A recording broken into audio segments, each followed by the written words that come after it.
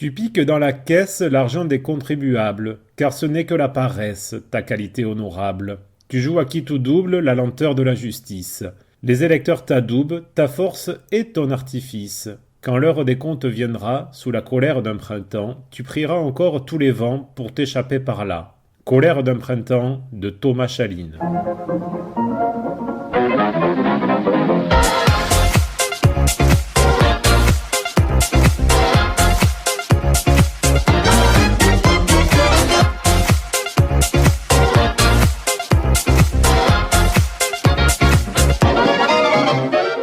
Fidèle auditrice, fidèle auditeur, bonjour ou bonsoir. Vous écoutez Remue-Ménage, une émission bubblegumisée par Jean-Pierre, à qui nous adressons nos vœux de rétablissement et toute notre amitié. Vous entendrez successivement au micro lors de cette émission Philippe le Nîmois, dit le mâle dominant, Hercule Poivreau, dit le houblon du PMU, et votre fidèle serviteur Anthony, dit Anthony Sean. Le thème de cette émission est proposé par Philippe. La politique doit-elle changer la vie? C'est la période des examens du bac, alors quoi de mieux qu'un sujet de philosophie qui sera peut-être d'ailleurs aux épreuves? Jean-Pierre étant toujours en vacances forcées, c'est toujours toi Philippe qui ouvre le bal. On t'écoute. La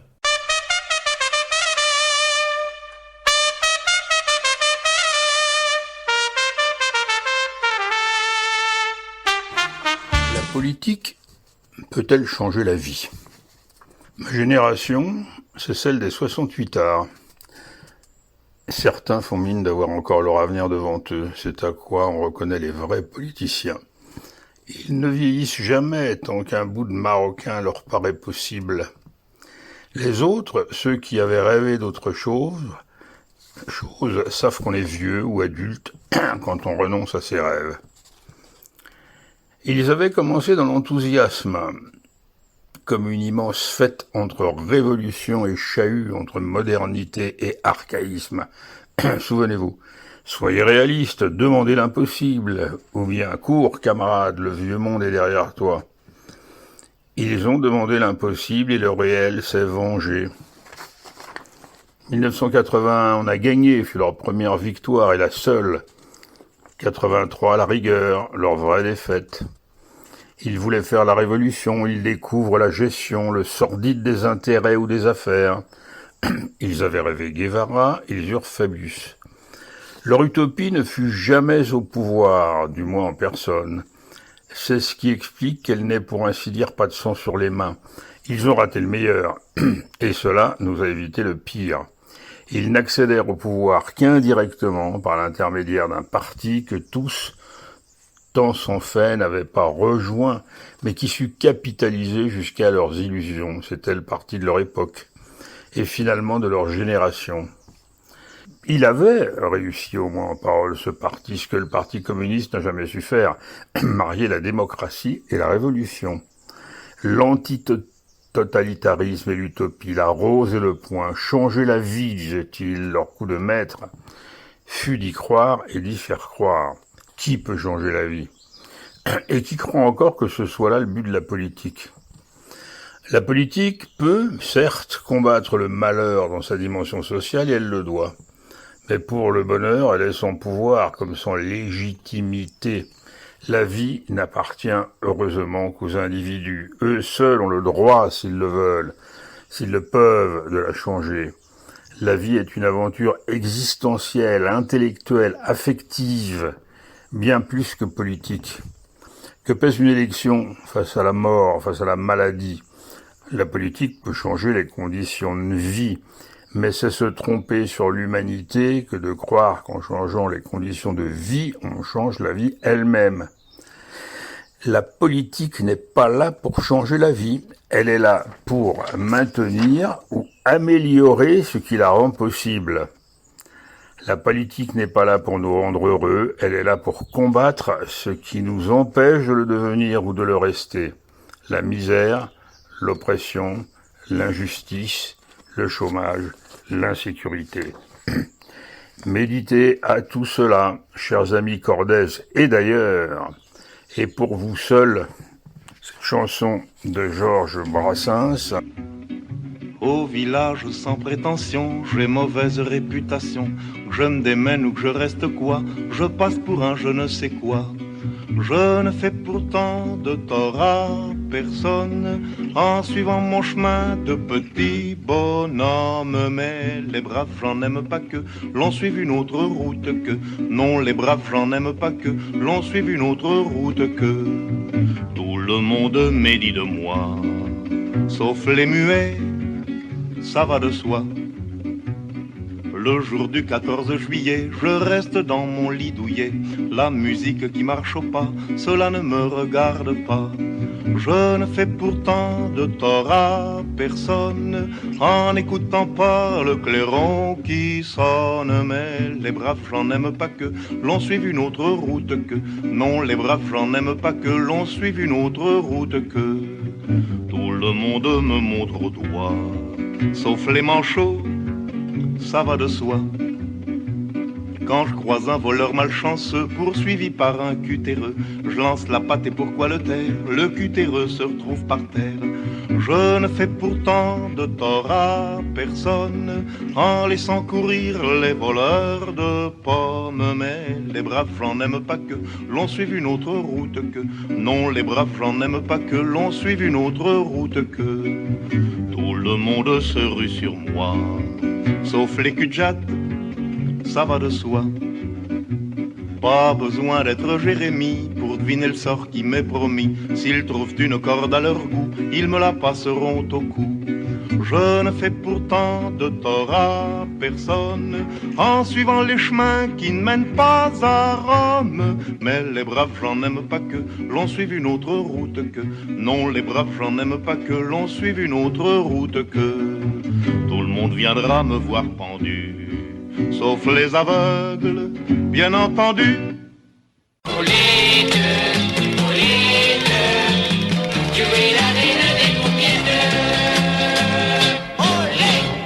Quelle est la différence entre le saut à l'élastique et une zaïroise? Aucune. Quand le caoutchouc pète, tu meurs.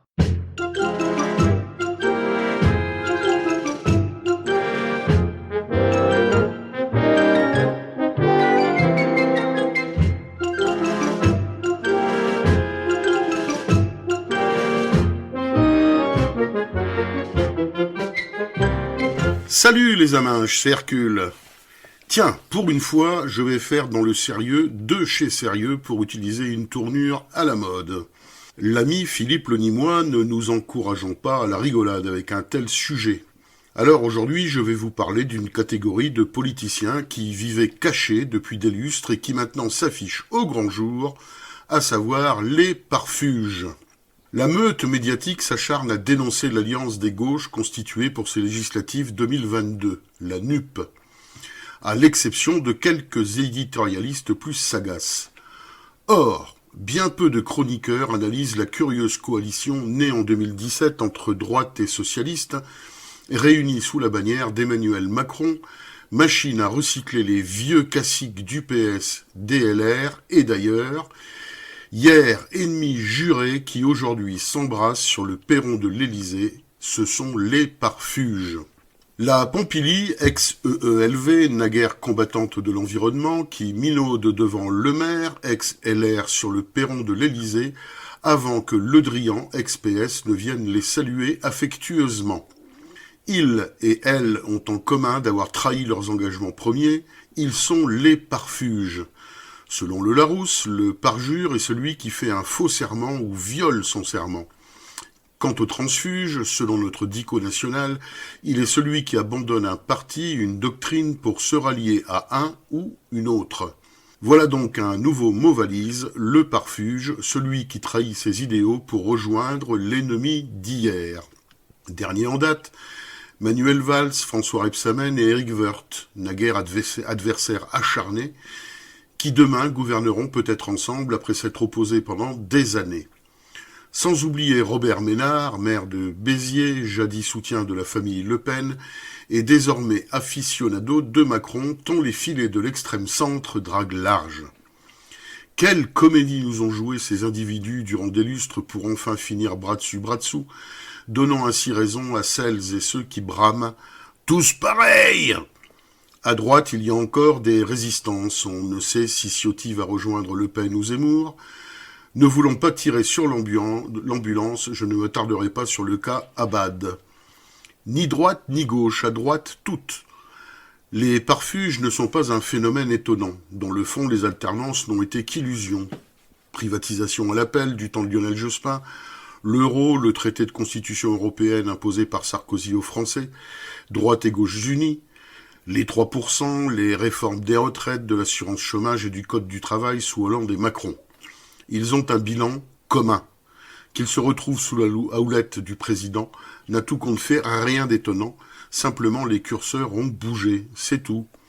La droite du PS s'est rapprochée de la gauche, des LR, constituant une confédération néolibérale, où tous ceux qui l'ont rejointe, sous l'autorité d'un président omnipotent, se sont entendus pour nous promettre du sang, de la sueur et des larmes, au prétexte que nous aurions trop profité.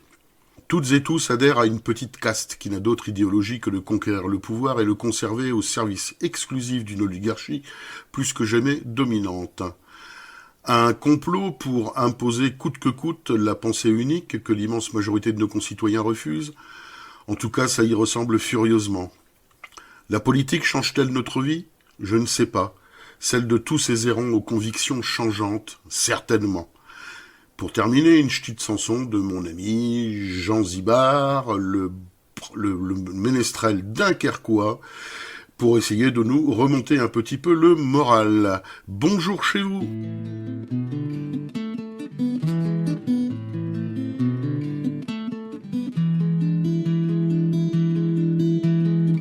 Ils sont arrivés un matin, avec leurs armes à la main.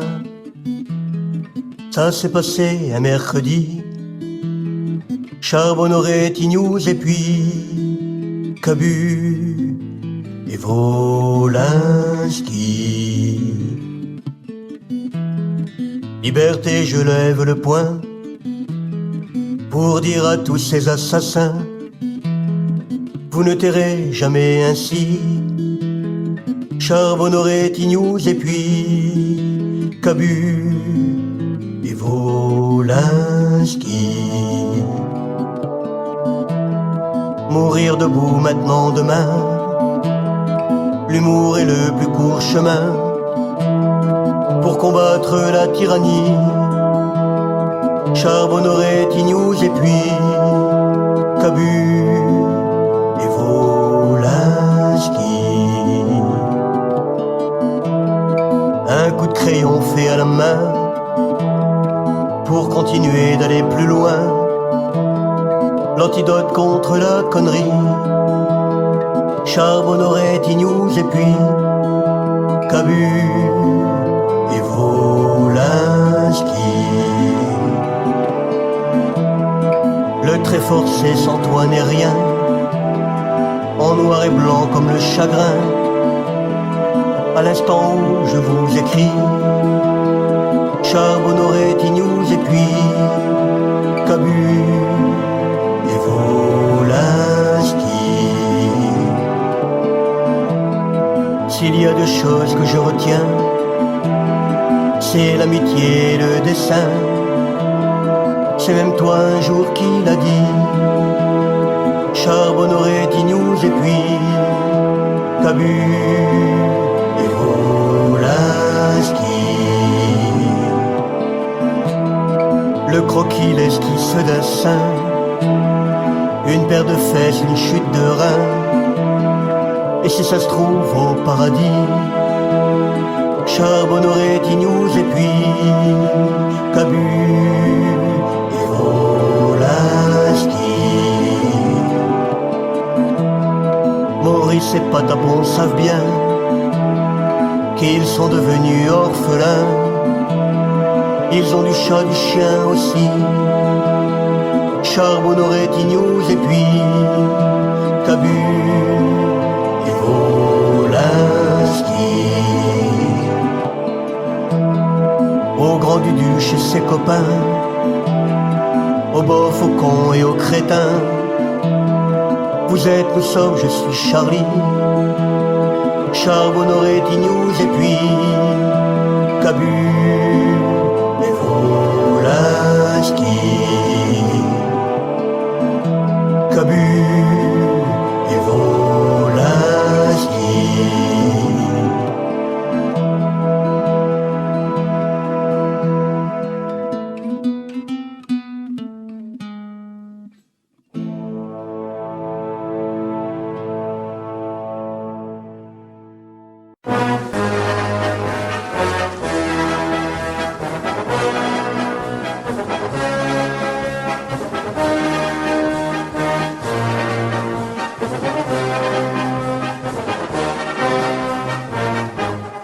Notre ami Philippe nous pose la question de savoir si la politique doit changer la vie ou pas. Moi j'aurais envie de vous demander, la politique peut-elle et veut-elle encore changer la vie ? Je n'en suis pas si sûr. Professionnalisation des élites politiques, électoralisme, conflits d'intérêts, corruption, notre monde politique n'est pas si rose qu'il n'en a l'air. Tout ce corps n'est peut-être pas pourri, mais son système même de professionnalisation de la politique induit inévitablement des dérives et comportements contraires à une éthique claire et nette, à savoir un engagement désintéressé au service des citoyens, avec des valeurs de probité, incorruptibilité. Sur le papier, cela a un sens. Dans la réalité, les choses, si elles ne sont pas toujours sales partout, elles sont quand même problématiques. Même au niveau local, moi qui suis petit fonctionnaire d'État, je constate parfois des pressions venant même de simples conseillers municipaux de petites communes. Le clientélisme est quelque chose de courant. L'usage du pouvoir inquiète. Alors comment espérer globalement changer la vie des gens et sauver notre monde par la politique quand ces acteurs pensent d'abord à servir leurs intérêts et les intérêts de ceux qu'ils servent, les classes dominantes ? Bien des choses sont à faire comme en matière écologique. Actuellement, on nous parle sans arrêt de transition écologique, d'énergie verte. Mais raser une forêt pour installer des panneaux photovoltaïques, c'est toujours détruire un environnement et piller des ressources. Tous les acteurs politiques disent vouloir changer les choses, mais dans les faits, rien n'a jamais été fait pour arrêter de piller les ressources. Actuellement, l'Inde se meurt sous une chaleur terrible. Chez nous, en plus d'un climat avec des températures supérieures à 10 degrés à la moyenne pour un mois de mai, un déficit de plus de 30% sur tout le territoire se fait déjà sentir en matière d'eau. Ces phénomènes sont connus depuis des années. Les rapports du GIEC sont sans appel. Qu'a fait la politique pour changer ces choses ? Soyons honnêtes, rien. Voire même l'inverse. On pourrait dire que les politiques menées aggravent les choses. Au niveau social, même si on a souvent en mémoire les progrès sociaux issus des luttes, n'oublions pas que parler d'acquis sociaux est faux. La politique, si elle peut améliorer la vie des gens avec des droits sociaux supplémentaires et plus de redistribution, elle peut aussi revenir sur ces droits, moins aider les populations pauvres, voire même réduire leurs droits. À mon sens, tout miser sur la politique est une erreur dans notre système, mais sans passer les tout autant, car la politique est et restera un canal majeur pour changer la vie des gens. À nous de nous en saisir.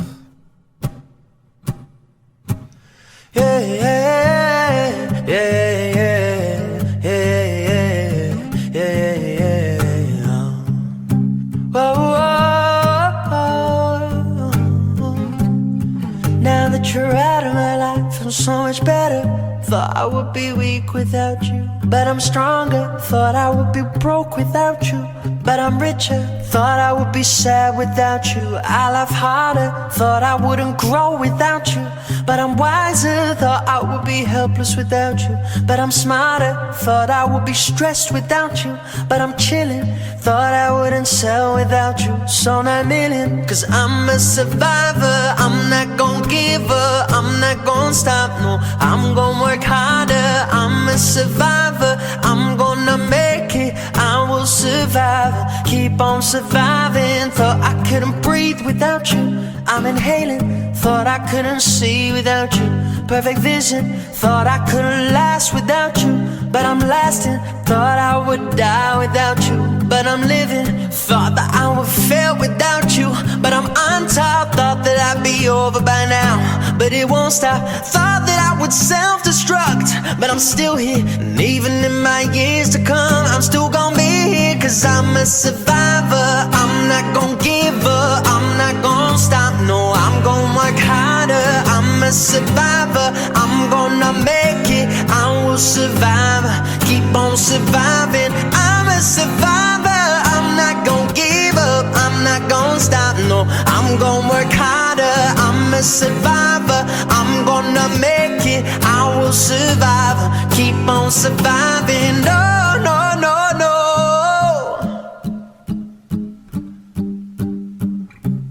I'm a survivor.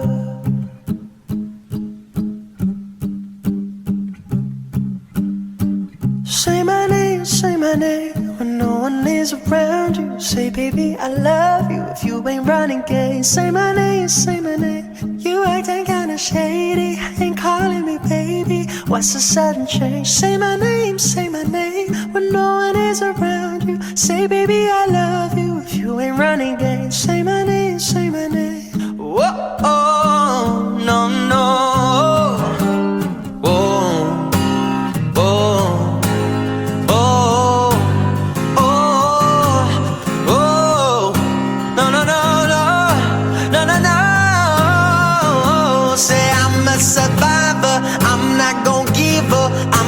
Stop, no, I'm gonna work harder, I'm a survivor, I'm gonna make it, I will survive, keep on surviving, I'm a survivor, no, no,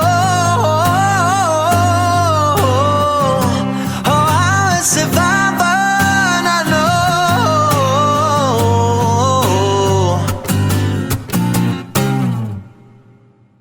Nous arrivons donc à la fin de cette émission. Merci pour votre fidélité.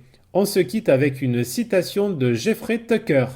Les gens entrent en politique pour changer le monde. C'est une mauvaise idée. La seule bonne raison d'entrer en politique est de balayer le pouvoir pour permettre au monde de se changer lui-même.